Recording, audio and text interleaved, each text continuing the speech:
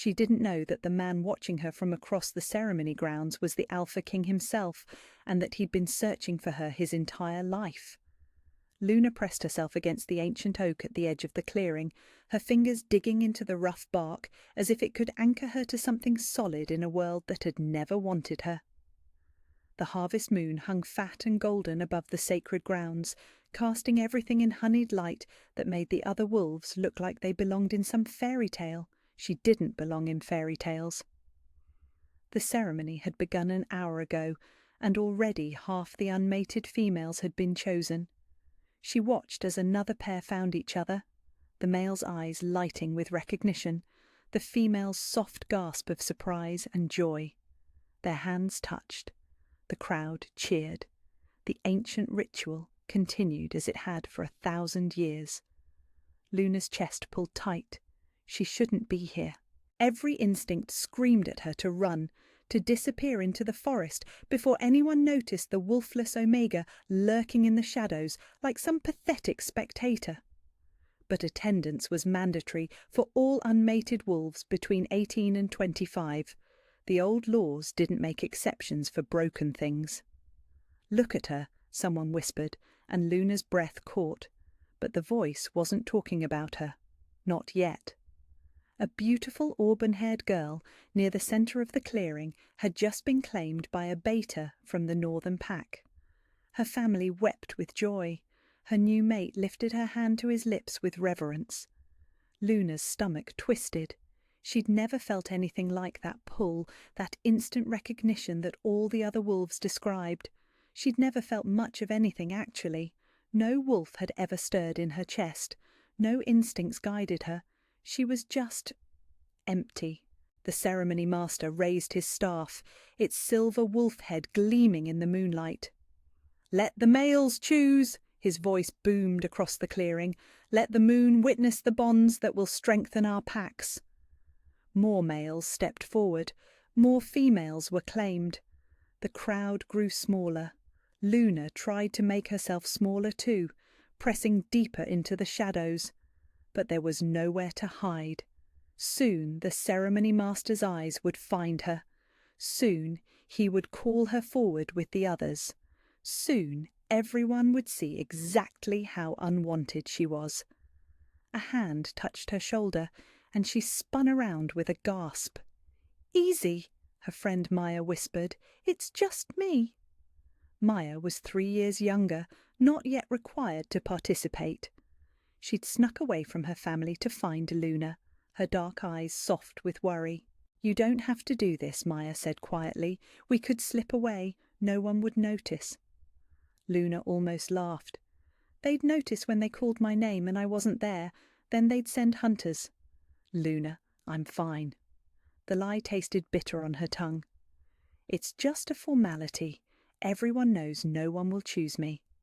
Maya's face crumpled. "That's not true." But it was true, and they both knew it. Luna had no pack, no family, no wolf to speak of. She survived on the charity of Maya's family and whatever work she could find in the village.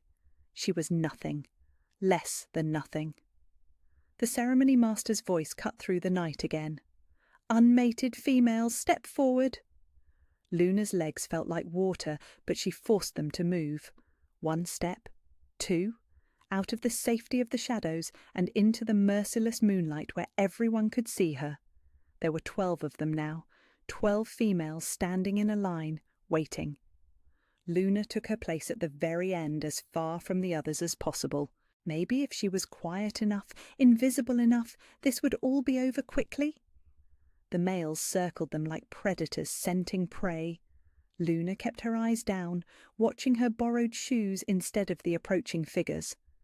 The shoes were too big, hand-me-downs from Maya's sister, but they were the nicest thing she owned.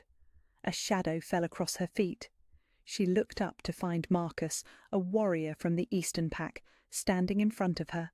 Her heart hammered against her ribs. He stared at her for a long moment, his nostrils flaring slightly as he scented her. His expression shifted from curiosity to confusion to something that looked almost like disgust. He moved on without a word. The next male didn't even slow down. Neither did the one after that.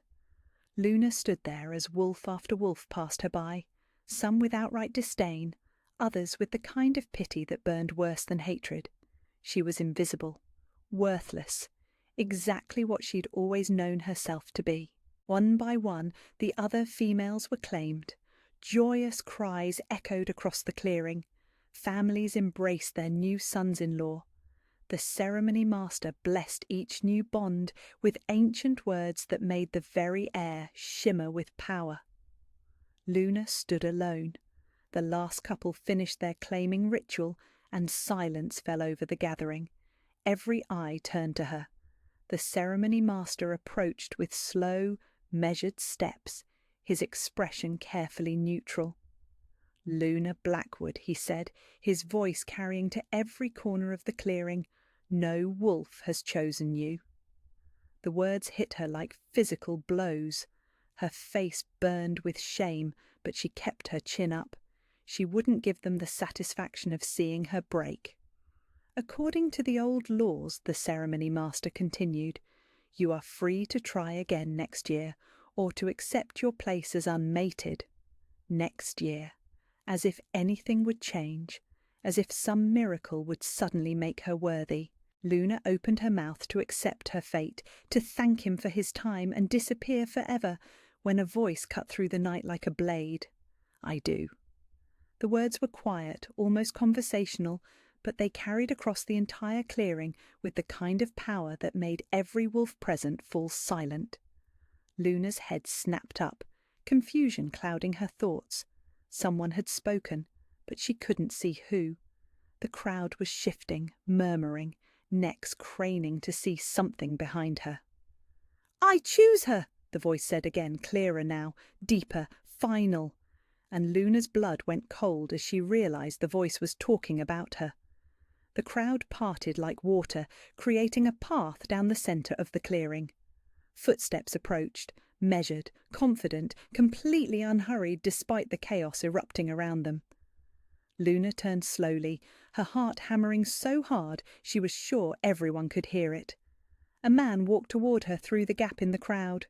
Tall, broad-shouldered, moving with the kind of fluid grace that spoke of absolute confidence and deadly power. The moonlight caught the sharp planes of his face, the silver threading through his dark hair, the way his eyes seemed to glow with their own inner light. She'd never seen him before in her life, but she knew who he was. Everyone knew who he was. The Alpha King had just claimed her. Luna's legs gave out. The world tilted sideways, but strong hands caught her before she hit the ground. "Easy," the Alpha King murmured, his voice like warm honey poured over broken glass. "I've got you." Luna's vision cleared slowly, and she found herself staring up into eyes the colour of winter storms. He was holding her, actually holding her, his arms steady and sure around her waist. The scent of pine and snow and something impossibly powerful filled her lungs. "This isn't real," she whispered, the words tumbling out before she could stop them. "You're not. I'm not. You're not what?" His thumb brushed against her wrist, where her pulse hammered wildly. "You're not worthy. You're not enough." The gentle way he said it, like he was correcting a fundamental misunderstanding about the nature of reality itself, made something crack open in her chest. The crowd around them had erupted into chaos. Voices rose in shock and confusion, but they seemed to come from very far away. Luna was drowning in the Alpha King's presence, in the impossible fact that he was touching her like she mattered. "Your Majesty," the ceremony master's voice cut through the noise, carefully controlled but clearly shaken. "Perhaps there's been some mistake." "No mistake." The Alpha King's response was quiet, but it carried the kind of authority that made the entire clearing fall silent. He hadn't looked away from Luna's face. "I choose her." "But she's—" Someone started to protest. "Mine." The word fell like a gavel, final and absolute. "Anyone who has a problem with my choice can discuss it with me personally." The threat was delivered with such casual menace that Luna felt several wolves step back. She tried to process what was happening, but her mind felt wrapped in cotton. This had to be a dream, or a hallucination, or some kind of elaborate joke that would end with her humiliation. The Alpha King helped her stand, his hands never leaving her. "What's your name?" "Luna." Her voice came out as barely a whisper. "Luna Blackwood. Luna." He repeated it like he was tasting something precious. "I'm Kai." Kai. The Alpha King's name was Kai, and he was saying it to her like they were equals, like she had any right to use it.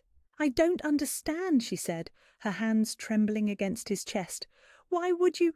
I'm nobody. I'm nothing." Something dangerous flickered in his eyes. "Who told you that?"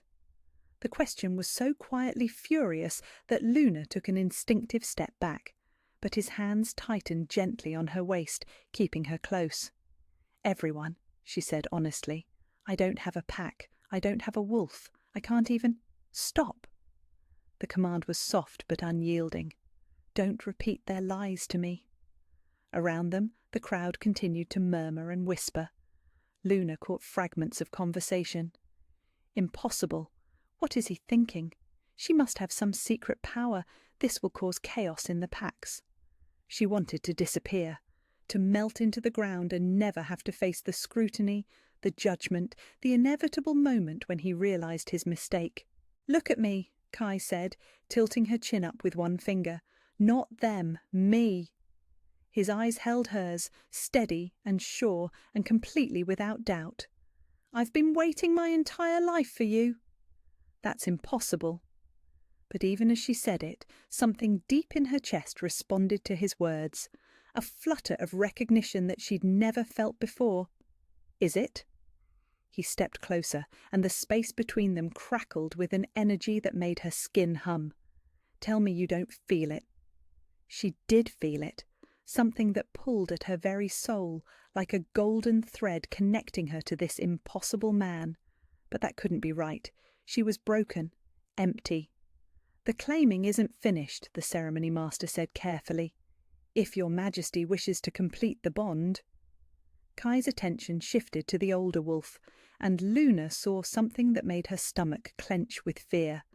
The ceremony master actually stepped back from whatever he saw in the Alpha King's face. "We'll complete the claiming when she's ready," Kai said, his voice carrying a warning that made several pack leaders nod quickly. Not before. When she was ready, as if her consent mattered, as if she had any choice in this at all. "I need—" Luna started, then stopped. What did she need? To run? To hide? To wake up from this impossible dream? "Time," Kai finished for her, his expression softening.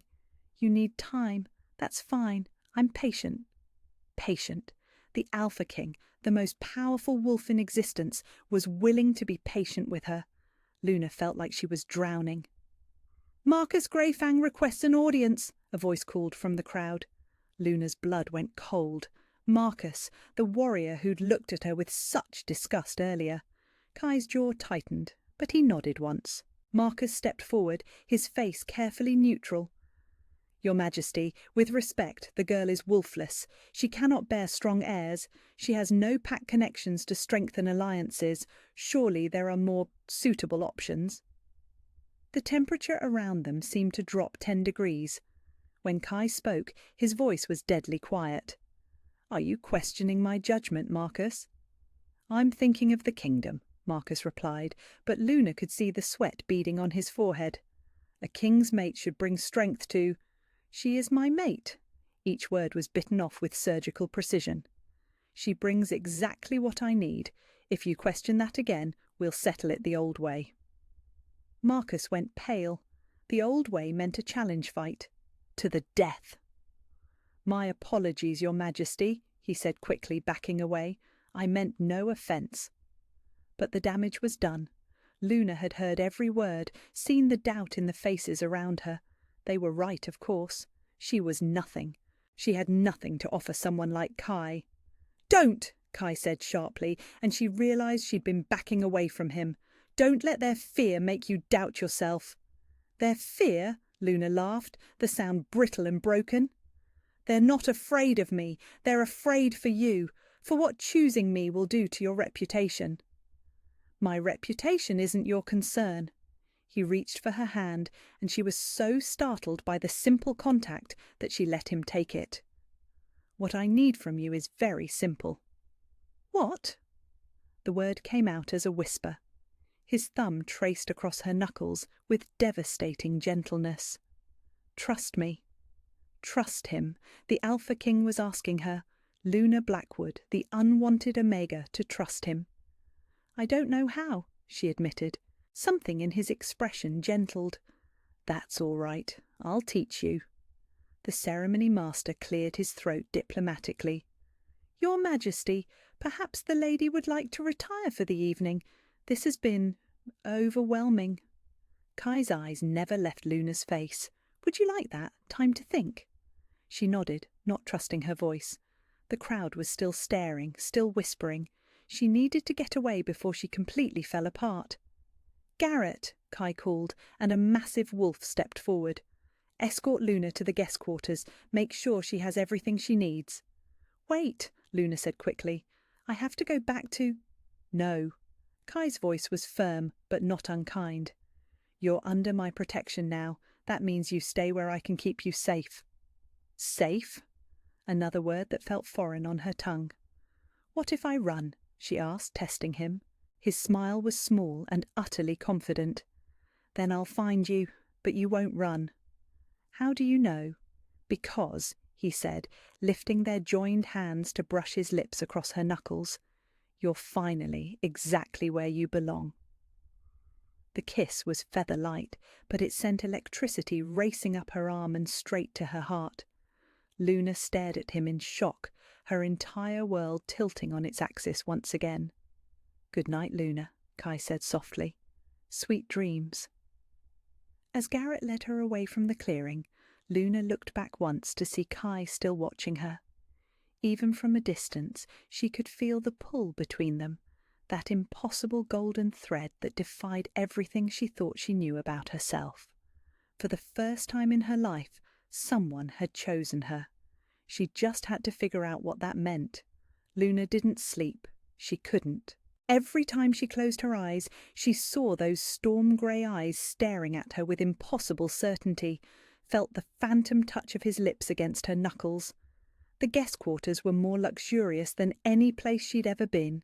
Silk sheets that felt like water against her skin.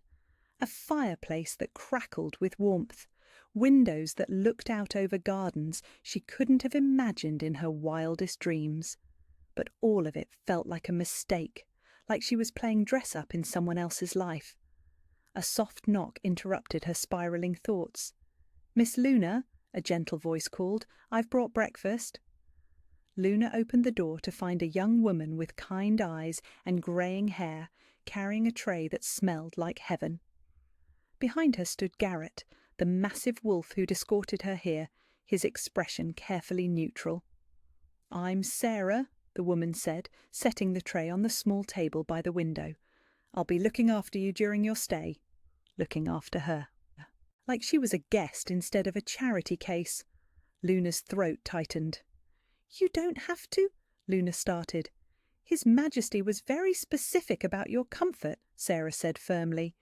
"Now, what would you like to wear today? He's asked to see you after you've eaten." Luna's stomach dropped. "He wants to see me?" "Just to talk," Garrett rumbled from the doorway. "Nothing formal. He's waiting in the garden." Talk. What could they possibly have to talk about? Luna picked at the breakfast. Fresh fruit, warm bread, honey that tasted like sunshine. But her appetite had vanished. The dress Sarah brought was simple, but beautiful. Deep blue wool that brought out her eyes, with silver threading that caught the light. It fit perfectly, which seemed impossible. Everything about this place seemed impossible. The garden was a maze of stone paths and flowering vines. Luna found Kai sitting on a bench beside a fountain, his attention focused on something in his hands. He looked up as she approached, and that devastating smile spread across his face. "You came," he said, rising to his feet. "You asked me to." Luna stopped several feet away, her hands clasped in front of her. You're the Alpha King. I don't think I can say no. Something flickered in his expression. You can always say no to me, Luna. Always. The sincerity in his voice made her chest tight. Why me? The question burst out before she could stop it. You could have anyone. There were 12 other females at that ceremony, all of them beautiful, all of them powerful. Why would you choose someone like me? Kai studied her for a long moment. What do you see when you look in the mirror? The question caught her off guard. I don't understand. Tell me what you see. Luna's face burned with embarrassment. Nothing special. Brown hair, brown eyes, too thin, too quiet, nothing that would catch anyone's attention. You're wrong. He stepped closer, and she fought the urge to back away. You want to know what I see? She nodded, not trusting her voice. Strength, he said simply. Someone who's survived things that would break most wolves. Someone who's learned to stand on her own when the world tried to knock her down. Someone who speaks softly but thinks deeply. Someone who's been told she's nothing but refuses to disappear. Luna stared at him. You don't know anything about me. Don't I? His smile was gentle. You work in the village, even though most of the pack members treat you like an inconvenience. You take care of Maya's family when her father drinks too much. You read everything you can get your hands on because you're hungry for knowledge. You always sit in the back of the temple during ceremonies because you think you don't belong, but you still show up because you hope someday you might. Her breath caught. How do you? I've been watching you for months, Luna, waiting for the right moment. Watching her. The Alpha King had been watching her. That's impossible. I would have noticed. Would you? He tilted his head. You spend most of your time trying to be invisible, but you can't hide from someone who's looking for you. The words sent a shiver down her spine. Looking for me? Why? Before he could answer, footsteps crunched on the gravel path behind them. Luna turned to see 3 wolves approaching, 2 men and a woman, all wearing the kind of expensive clothes that marked them as pack leaders.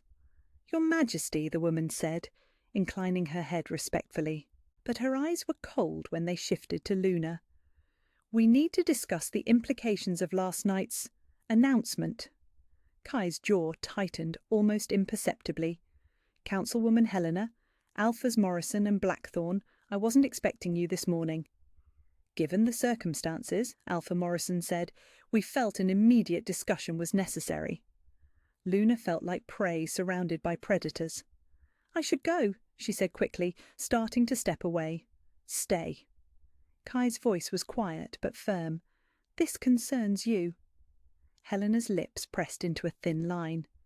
Your Majesty, surely this conversation would be better held privately. Luna stays, Kai repeated, and the temperature in the garden seemed to drop several degrees. Speak freely. The 3 pack leaders exchanged glances. Alpha Blackthorn cleared his throat. The alliance with the Western Territories depends on your mating bond with Alpha Catherine's daughter. That arrangement has been in place for... Is no longer relevant, Kai cut him off smoothly. I've chosen my mate. A wolfless Omega with no family, no connections, no dowry, Helena said bluntly. Your Majesty, I understand the appeal of novelty, but surely you see the political ramifications. Careful, Kai said, and something dangerous flickered in his eyes. You're speaking about my future queen. Luna's knees nearly gave out. Future queen. The words hit her like a physical blow. With respect, Alpha Morrison said, the kingdom needs stability, strong alliances. This girl brings nothing to... Stop! Luna's voice was barely above a whisper, but it cut through the argument like a blade. All 4 wolves turned to stare at her. Just stop! She looked at Kai, her heart breaking. They're right. You know they're right. I can't be what you need. I can't be a queen. I can't even... Her voice cracked. I can't even shift. The admission hung in the air like a death sentence. Helena's eyebrows rose in shock. Alpha Blackthorn actually took a step back. Finally, Helena murmured. Some honesty. Kai's expression had gone completely still. Luna. No. She shook her head, backing away from all of them. This was a mistake, a beautiful, impossible mistake, but still a mistake. I should never have let myself believe. She turned and ran. Behind her, she heard Kai's voice, sharp with command. "Don't follow her, any of you!" Luna didn't stop running until she reached the edge of the territory, her chest burning and her eyes blurred with tears. She collapsed against a tree, gasping for air and trying to make sense of what had just happened. She'd been living in a fairy tale for less than 24 hours, and already reality was crashing back down around her. Of course the pack leaders objected. Of course there were political arrangements she was disrupting. Of course she wasn't worthy of being anyone's queen, let alone his. "You run fast for someone without a wolf." Luna's head snapped up to find Kai standing a few feet away, his hands in his pockets and his expression unreadable. "I told you not to follow me," she said, wiping her eyes with the back of her hand. "I don't take orders from you." His voice was gentle, teasing. "I'm the Alpha King, remember?" "How did you find me so quickly?" "I'll always find you." He stepped closer, moving slowly like he was approaching a wounded animal. "It's what mates do." "I'm not." "You are." He crouched down in front of her, bringing them to eye level. "You are my mate, Luna. Politics and pack alliances and other people's expectations don't change that." "But they're right," she whispered. "I have nothing to offer you, nothing to give your kingdom. I'm just everything." His hand cupped her cheek, thumb brushing away a tear she hadn't realized had fallen. "You're everything I've been looking for." "You don't understand. Then help me understand." His eyes searched hers. "Tell me what you're so afraid of." Luna closed her eyes, leaning into his touch despite herself. "I'm afraid that one day you'll wake up and realize you made the worst mistake of your life. I'm afraid that choosing me will destroy everything you've built. I'm afraid that I'll fail you in every way that matters." When she opened her eyes, his expression was infinitely gentle. "I've been alive for over 200 years, he said quietly. "I've made a lot of mistakes, but choosing you isn't one of them." "How can you be so sure?" His other hand found hers, pressing it flat against his chest. Beneath her palm, his heart beat steady and strong. "Because for the first time in my very long life," he said, "I feel complete." Something deep in Luna's chest responded to his words, that strange golden pull she'd felt the night before. She stared up at him, seeing nothing but absolute certainty in his eyes. "What if I can't learn to be what you need?" she asked. "Then I'll learn to be what you need instead." His smile was soft and devastating. "That's how this works, Luna. We figure it out together." Together. The word hung between them like a promise. "The pack leaders will never accept me," she said. "They'll learn to." There was steel in his voice now. "Or they'll find new territories to lead." Luna's breath caught. "You can't threaten other alphas because of me." "I can do whatever I want," Kai said mildly. "I'm the Alpha King. But more importantly, I can protect what's mine. And you, Luna Blackwood, are most definitely mine." The possessive rumble in his voice sent heat racing through her veins. Luna stared at him. This impossible man who claimed to want her more than anything else in the world. "Come back with me," he said softly. "Not because you have to, because you want to." Luna looked into his eyes and saw her future reflected there. Uncertain, terrifying, but somehow right in a way she'd never experienced before. "Okay," she whispered. Kai's smile could have powered the sun. "Okay." "Okay." She let him pull her to her feet, her hand still pressed against his chest. "But if this goes badly—" "It won't," he said with absolute confidence. "Trust me. Trust me." As Kai led her back toward the palace, Luna realized that against all logic and experience, she was starting to. The days that followed were a whirlwind of careful courtship and growing trust. Kai kept his word, never pushing, never demanding more than she could give. Instead, he simply existed in her space with the kind of steady presence that made her feel anchored for the first time in her life. But Luna should have known that peace was fragile. She should have known that something was coming. She was walking with Maya through the palace gardens when the attack came. "You seem different," Maya was saying, her voice bright with curiosity. "Happier, more settled." Luna smiled, touching the silver pendant Kai had given her the day before. It was simple, elegant, and he'd said it would help him find her if she ever needed him. She'd thought it was sweet, overprotective but sweet. "I think I'm starting to believe this might actually work," Luna admitted. "He's not what I expected." "What did you expect?" "Someone who would get bored with me after a few days. Someone who would realize his mistake and quietly send me away." Luna's smile faded. "Someone who couldn't possibly mean what he says when he looks at me like you're everything," Maya finished softly. "That's how he looks at you, Luna, like you're his entire world." Before Luna could respond, a howl split the air, long, mournful, and filled with warning. Then another, and another. Every wolf in the garden went still. "Get to the palace!" Garrett's voice cut through the sudden tension as he materialized beside them. "Now!" "What's happening?" Luna asked, but she was already moving, her instincts screaming danger, even though she'd never experienced anything like this before. "Rogues," Garrett said grimly, his hand on his weapon. "A large pack. They've breached the northern border." The palace erupted into controlled chaos. Guards moved with military precision, servants disappeared into safe rooms, and the air crackled with the kind of energy that came before violence. Luna found herself in the main hall with Maya and a handful of other non-combatants when Kai appeared. His expression was grim, but his eyes found her immediately across the crowded space. "Are you hurt?" he asked, crossing to her in 3 quick strides. "I'm fine, but Kai, what's happening? Why would rogues attack your territory?" His jaw tightened. "They're not here for territory." His eyes met hers, and she saw something that made her blood turn to ice. "They're here for you." "Me?" Luna's voice came out as a whisper. "That's impossible. I'm nobody. Why would—" "You're not nobody," Kai said fiercely. "You never were, and they know it." Before she could ask what he meant, Marcus burst into the hall. "Your Majesty, they're demanding to speak with you. They say they have information about the girl's bloodline." Luna's world tilted.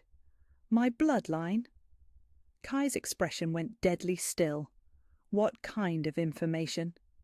"They claim she's not just wolfless," Marcus said, his eyes flicking nervously to Luna.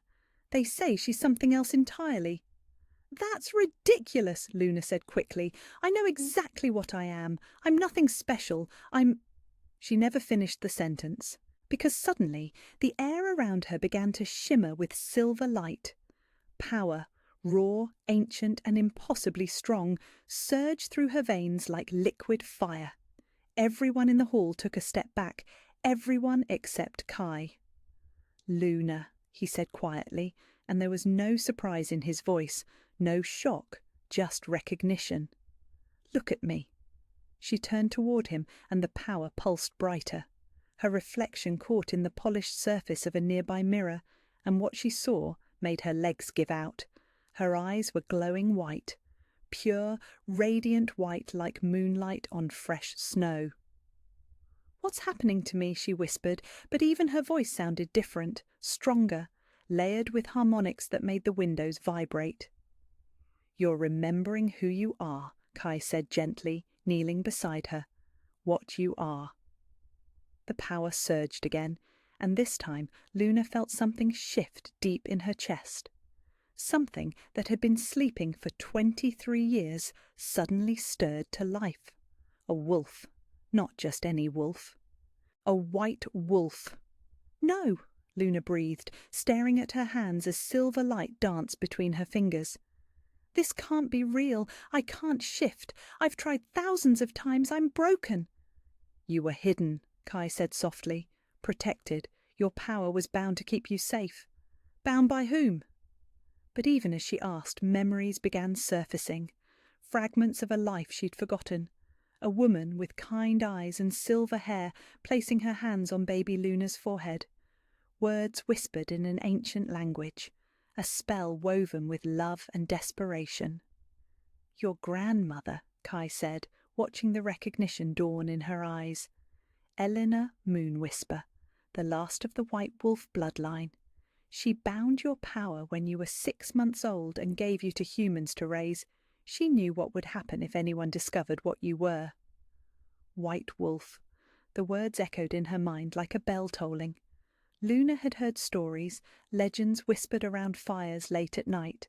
The White Wolves had been the most powerful of all the shifter bloodlines. They could heal with a touch, command the very elements, lead entire armies with just their presence. They'd also been hunted to extinction.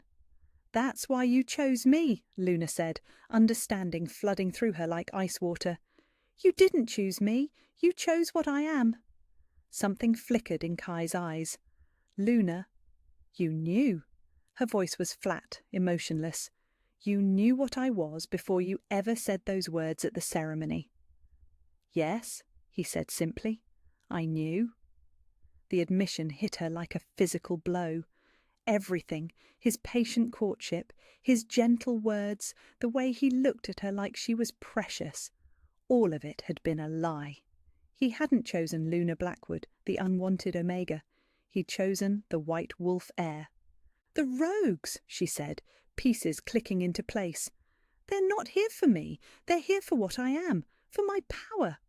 "Luna, listen to me."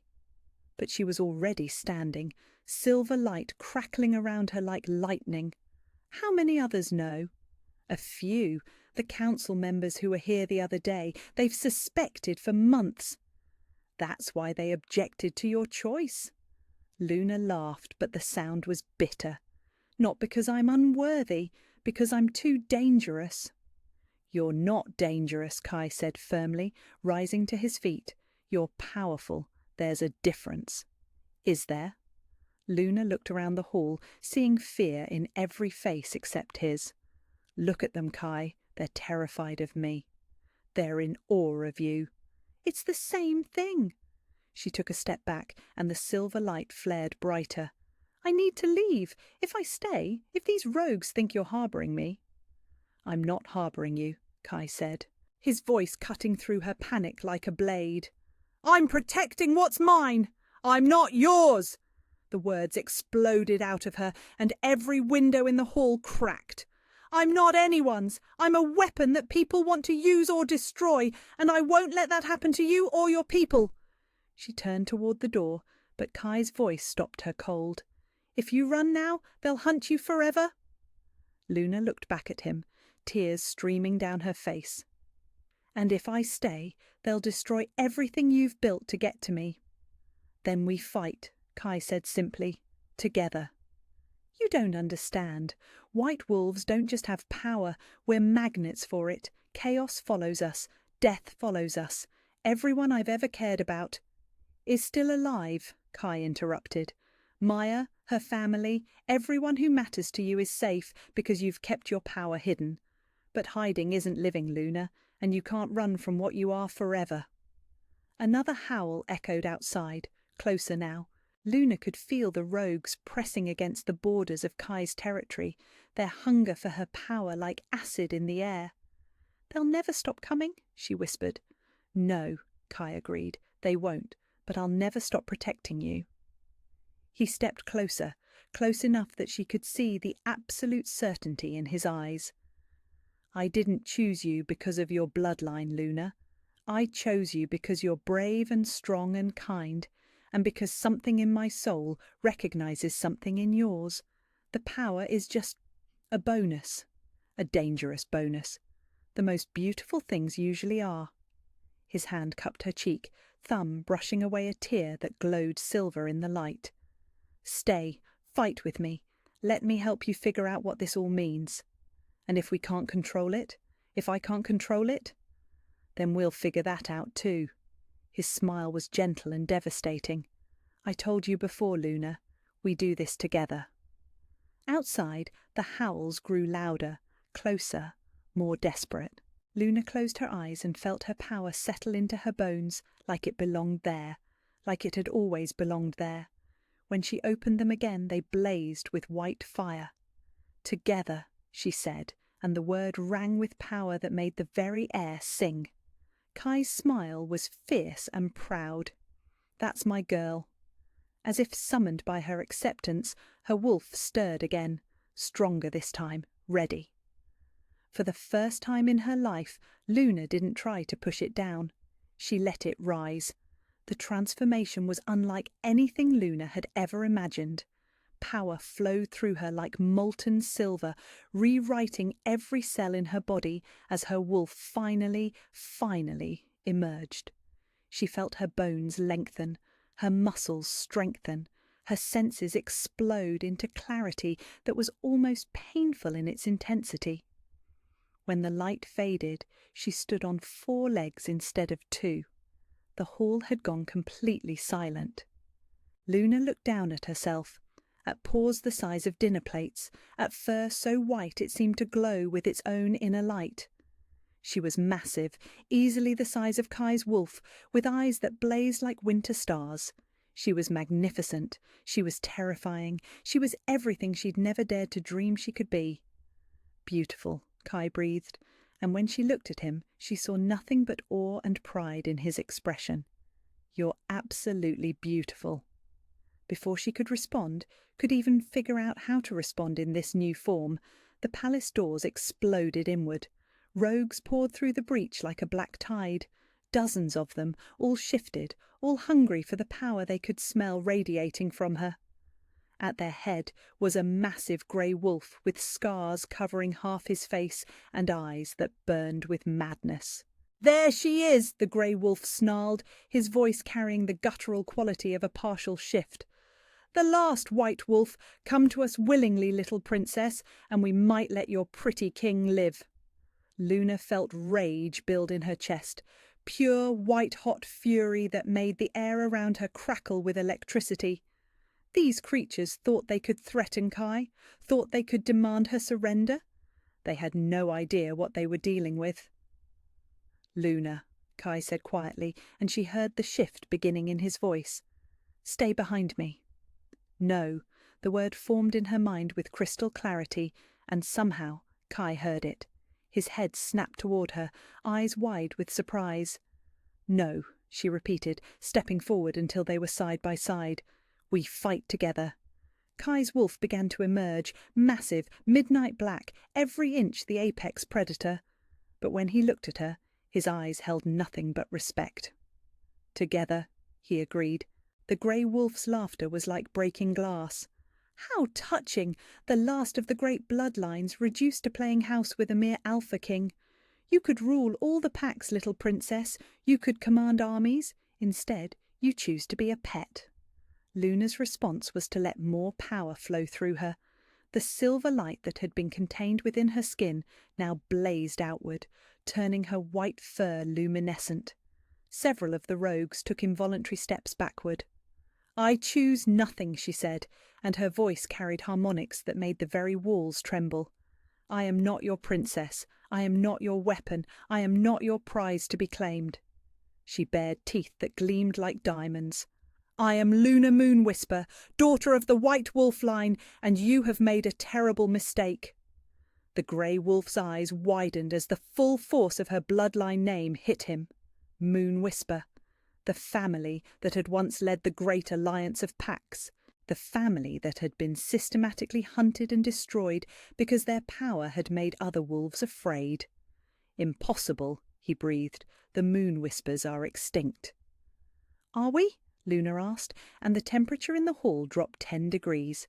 That's when she felt it. Not just her own power, but something deeper. Something that connected her to every wolf in the room, rogue and pack member alike. The ancient authority that had once made her bloodline the natural leaders of all wolf-kind. And she understood finally why they'd been so feared. The rogues began to back away, their aggression faltering as her power pressed against their minds. But their leader snarled and lunged forward, desperation overcoming his fear. "If we can't have her, no one can!" He never made it halfway across the room. Kai moved like liquid death, intercepting the grey wolf's charge with bone-crushing force. They rolled across the floor in a tangle of snapping jaws and slashing claws, but Luna could see that Kai was holding back. He was protecting her instead of fighting to win. That ended now. Luna launched herself into the fray, and the moment she engaged, everything changed. Where Kai was raw power and strategic brilliance, she was something else entirely. She was grace and fury and ancient magic given form. Together they were unstoppable. She moved like silver lightning, anticipating Kai's attacks and complementing them perfectly. When he drove enemies toward her, she was ready. When she created openings, he exploited them with ruthless efficiency. They fought like they'd been partners for centuries instead of days. The rogues fell back, their confidence shattered by the sight of the two most powerful wolves alive, fighting in perfect synchronization. But Luna wasn't finished with them. She planted herself in the center of the hall and let her power expand outward like a silver tsunami. It washed over every rogue in the room, and she felt their fear spike into terror as the full weight of her bloodline pressed down on them. "Kneel!" she commanded, and the word carried the authority of 1,000 generations of white wolf queens. They knelt. Every single rogue in the hall dropped to their bellies, heads pressed to the floor, whimpering with submission. Even their leader, wounded and bleeding from his fight with Kai, couldn't resist the compulsion. The pack members knelt too, but theirs was different. Theirs was reverence, recognition, the acknowledgement that they were in the presence of something truly extraordinary. Only Kai remained standing. Luna turned to him, her white eyes still blazing with power, and for a moment she was terrified that she'd gone too far, that she'd become something he could never love. But Kai's expression held nothing but fierce pride and something deeper, something that made her chest tight with emotion. "My queen," he said quietly, and the words weren't a command or an expectation. They were a recognition of what she'd always been, even when she hadn't known it herself. The silver light around Luna began to soften, becoming warm instead of blinding. She looked around the hall, at the defeated rogues, at the awed pack members, at the man who'd believed in her when she couldn't believe in herself. "The rogues will leave our territory and never return," she said, and though her voice was quieter now, it still carried absolute authority. "They will spread word that the White Wolf line is under the protection of the Alpha King, and that any who threaten us will face the same fate." The grey wolf lifted his head just enough to meet her eyes. "And if we refuse?" Luna's smile was sharp as winter. "Then you'll discover why my bloodline was once called the Bringers of Final Night." She didn't elaborate on the threat, but she didn't need to. The rogues could feel the power thrumming in the air around her, could sense that she was capable of things that would make their nightmares seem like pleasant dreams. "Go," Kai said, his voice carrying its own deadly promise.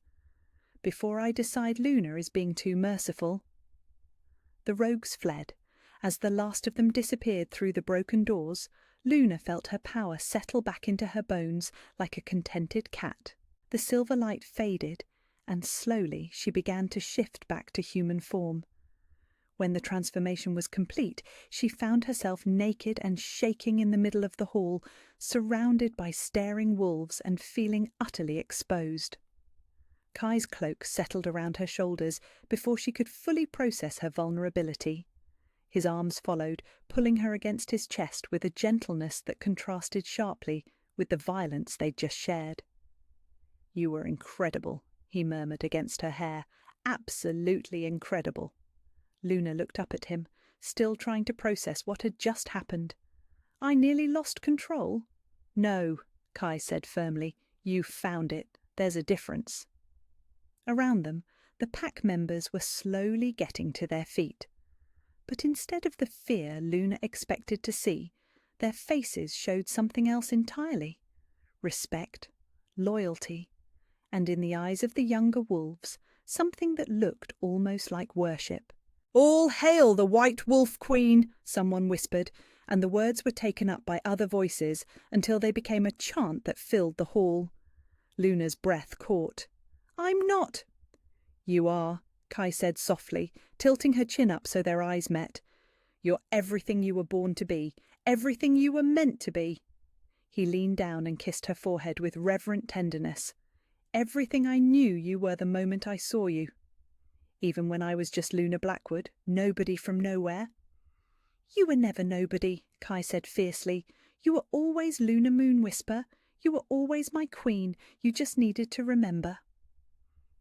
As the chanting continued around them, Luna felt something settle into place in her chest. Not just her power, though, that was part of it. Something deeper. The certainty that she belonged exactly where she was. For the first time in her life, she wasn't running from what she was. She was embracing it. And standing beside the man who'd helped her find herself, surrounded by people who finally saw her true worth, Luna Moonwhisper, the last White Wolf Queen, finally felt like she was home. 3 months later, Luna stood on the balcony of the royal chambers, watching the sun set over the territory she now helped to rule. The palace had been rebuilt stronger than before, the broken doors replaced with ones that gleamed with silver inlay, a reminder of the night everything had changed. She wore a crown now, not the heavy ornate thing she'd once imagined queens must bear, but a delicate circlet of white gold that seemed to glow with its own inner light. Kai had commissioned it specially, designed to complement rather than overpower her natural radiance. "Regrets?" Kai's voice came from behind her, warm and familiar as coming home. Luna smiled without turning around. "About which part? Accepting my destiny, claiming my birthright, or marrying the most insufferably confident alpha king in existence?"